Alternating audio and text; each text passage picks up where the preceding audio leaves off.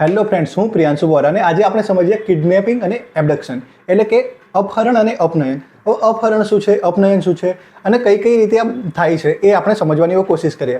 સૌથી પહેલાં આપણે કિડનેપિંગ જોઈએ ને તો કિડનેપિંગ એમાં કિડ શબ્દ આવે એટલે આપણે એવું લાગે કે કિડનેપિંગ એટલે ભાઈ નાનો બાળક કાં તો કોઈ બાળક હોય 18 વર્ષનું એની વાત છે. પણ કિડનેપિંગ એવું નથી કે ભાઈ ખાલી બાળકનું થઈ શકે, પણ કિડનેપિંગ મોટા ઉંમરની વ્યક્તિનું પણ થઈ શકે છે. અને એ જ રીતે જે આ એબડક્શન છે એટલે કે જે અપનયન છે એ પણ મોટા વ્યક્તિનું જ નહીં પણ નાના બાળકનું પણ થઈ શકે છે. તો આપણે સમજીએ કે ભાઈ આ બધી વસ્તુ શું છે અને આ કઈ રીતે કરી શકાય, બરાબર. હવે એબડક્શન એટલે શું કે કોઈ મોટી ઉંમરનો વ્યક્તિ નહીં પરંતુ નાના ઉંમરનો વ્યક્તિ એટલે કોઈ નાનો બાળક પણ આપણે એના ભાઈ એબડક્શન એટલે કે અપનયન કરી શકીએ છીએ. તો હવે સમજીએ કે કઈ રીતે થાય અને આ શું છે અને પ્રોપર જે શું કહેવાની રિયાલિટી શું છે એ સમજવાની કોશિશ કરીએ. તો સૌથી પહેલાં કિડનેપિંગ એ બાળકનું થાય, બરાબર. 18 વર્ષથી નાનો કોઈ પણ બાળક એ છોકરો હોય કે છોકરી એનું કિડનેપિંગ થઈ શકે અને મોટી ઉંમરનો કોઈ વ્યક્તિ હોય એનું પણ કિડનેપિંગ થઈ શકે. હવે સમજીએ કઈ રીતે. તો કઈ રીતે થાય નાના બાળકનું કિડનેપિંગ? તો એને આપણે લઈ જઈએ એમના માતા પિતાની પરમિશન વગર કાં તો એમના જે ગાર્જિયન છે એમની પરમિશન વગર જો નાના બાળકને લઈ જવામાં આવે તો એને કહેવાય કિડનેપિંગ, બરાબર. હવે કઈ રીતે થઈ શકે? તો ટેકિંગ એટલે કે ભાઈ નાના બાળકને લઈ જવું, એને ભગાડી જવું, એને કહેવાય ટેકિંગ. પછી એન્ટાઇઝ એટલે કે ભાઈ એને બહેકાવું, એને લાલચ આપવી, એને લાલચ આપીને આપણે ભગાડી લઈ જઈએ છીએ, એને લાલચ આપીને આપણે એનું અપહરણ કરીએ તો એને પણ કહેવાય કિડનેપિંગ, બરાબર.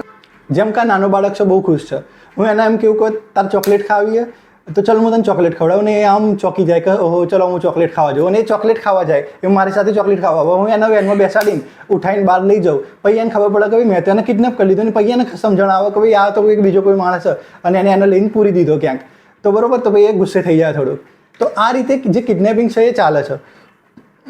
જો કોઈ બાળકને એના માતા પિતા કાં તો એના ગાર્જિયનના પરમિશન વગર એને ઉઠાઈ લેવામાં આવે, બાળકને એવું નહીં કે જબરજસ્તી જ ફોર્સફુલી જ, પણ એ બાળકને બહેકાઈને કે એને ચોકલેટની લાલચ લઈને કોઈ પણ વસ્તુની લાલચ આપીને પણ એને લઈ જવામાં આવે તો પણ એને કિડનેપિંગ મનાશે, બરાબર. જો તમે એને સારા કામ માટે લઈ જાઓ છો તો પણ એને કિડનેપિંગ માની શકાય. હવે જે અનસાઉન્ડનેસ માઇન્ડ એટલે કે જે પાગલ વ્યક્તિ છે એને પણ તમે આ રીતે લઈ જાઓ છો એના ગાર્જિયનની પરમિશન વગર તો એને પણ કિડનેપિંગ કહી શકાય. પછી હવે કિડનેપ આપણી સેક્શન 137 છે એમાં કિડનેપિંગની ડેફિનેશન જોઈએ ને તો અમે 2 ટાઈપથી કિડનેપિંગ કરી શકાય છે. કઈ રીતે એ સમજો. એક છે કિડનેપિંગ ફ્રોમ ઇન્ડિયા એટલે કોઈ પણ વ્યક્તિ, એ નાનો બાળક હોય કે તો કોઈ પુખ્ત વયનો વ્યક્તિ હોય, એની ગમે તેટલી એજ હોય. હવે એ વ્યક્તિને આપણે ભારતની બહાર લઈ જઈએ તો એને પણ કિડનેપિંગ કહેવાશે. જો ભારતની બહાર કોઈને આ રીતે ઉઠાઈને લઈ જવું, બરાબર, અને એને કોઈ પણ પ્રકારની લાલચ આપવામાં આવી હોય કાં તો કોઈક લાલચ આપીને બહેલાઈને ફોસલાઈને એને ભારતની બહાર લઈ જઈએ તો એને પણ કિડનેપિંગ કહેવાશે. એટલે ગમે તેટલી એજનો વ્યક્તિ હોય પણ એને કિડનેપિંગ કહી શકાય. હવે જો કોઈ વ્યક્તિ કિડનેપિંગ કરે તો એને શું પનિશમેન્ટ મળે એ સમજીએ આપણે. તો એવા વ્યક્તિને 7 વર્ષની સજા અને ફાઇન થઈ શકે છે.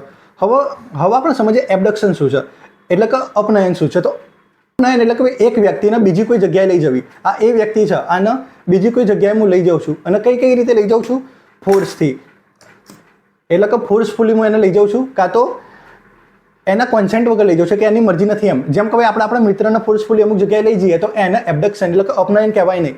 પણ હું કોઈ વ્યક્તિને ફોર્સફુલી ક્યાંક લઈ જાઉં છું, એને કમ્પેલ એટલે કે એને ધમકાઈને ક્યાંય લઈ જાઉં છું, એને ડિસાઇડ કરું છું, એના સામે એવું ઇન્ટરપ્રિટેશન કરું છું કે હું બીજો કોઈ વ્યક્તિ છું અને એ રીતે લઈ જાઉં છું. જેમ કે ગંગુબાઈ મૂવીમાં આપણે જોયું હતું કે જે ગંગુબાઈનો બોયફ્રેન્ડ હોય છે એ એને એ રીતે લઈ જાય છે, એ રીતે લઈ જાય છે અને બહાર જઈને એને વેચી મારે છે. તો આને પણ આપણે એબડક્શન એટલે કે અપનયન કહી શકાય, બરાબર. હવે જે અપનયનના નેચરની વાત કરીએ તો એ કન્ટિન્યુઅસ છે. જેમ કે એક વ્યક્તિને એક જગ્યાએથી બીજી જગ્યાએ લઈ જઈએ તો એ કન્ટિન્યુઅસ ચાલી રહેશે, પણ એ કોઈ ગુનો નથી. ગુનો ક્યારે નથી? જેમ કે પ્રોપર કોઈ ક્રાઇમ કહી શકાય નહીં. આપણે કોઈ એક વ્યક્તિને એક જગ્યાએથી બીજી જગ્યાએ લઈ જઈએ તો એને કંઈ ક્રાઇમ પ્રોપરલી કહી શકાય નહીં. પણ એ ક્રાઇમ ક્યારે ગણાશે?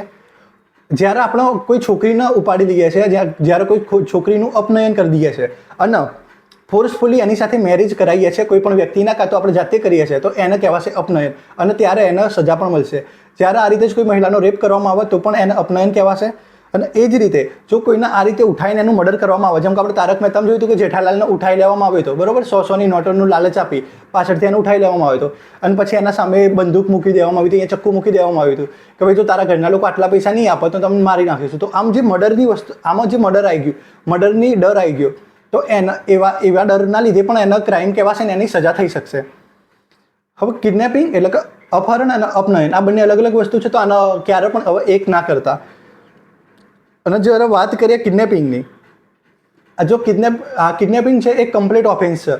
એટલે કે આ કોઈ બાળક છે એને ઉઠાવીએ, ચલો માની લો કે હું અંબાણીના લગ્નમાં ગયો, બધા જેટલા પણ બાળકો હતા તે બધા જ સારા પૈસાદાર લોકોના બાળકો હોય, એટલે એમની જે પણ કપડાં પહેર્યા હોય, એમની જોડે જે કંઈ પણ પ્રોડક્ટ હોય, સોનું દાગીના, જો કોઈ છોકરી હોય તો એને પાયેલો પહેરી હોય, ગળામાં કંઈક પહેર્યું હોય, તો એ બધી બહુ મોંઘી મોંઘી વસ્તુ હોય. હવે હું કોઈ બાળકને આ રીતે જે કિડનેપ કરું, બરોબર, અને એના તરફ બધી જે વસ્તુ હોય એ બધી પડાવી લઉં કાં તો નીકાળી દઉં, તો એને પણ ઓફેન્સ કહેવાય. એટલે જો કિડનેપિંગ કરવા જઈએ તો તરત જ ઓફેન્સ થઈ જાય છે, પણ જ્યારે અપનયન કરવા જઈએ તો ત્યારે કમ્પ્લીટ ઓફેન્સ એને ગણી શકાશે નહીં. તો અપનયનની સાથે બીજો કોઈ ઓફેન્સ પણ થયેલો હોવો જોઈએ.